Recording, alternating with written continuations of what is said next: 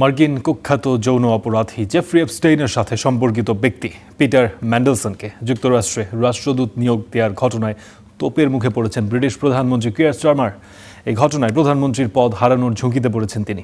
এরই মধ্যে স্টারমারের chief of staff Morgan McSweeney পদত্যাগ করেছেন, আর সোমবার পদত্যাগ করলেন সরকারের director of communication Tim Allan. দর্শক, কি ঘটতে যাচ্ছে যুক্তরাজ্যে, এসব নিয়েই লন্ডন থেকে জানিয়েছেন সাংবাদিক শাকির হোসাইন।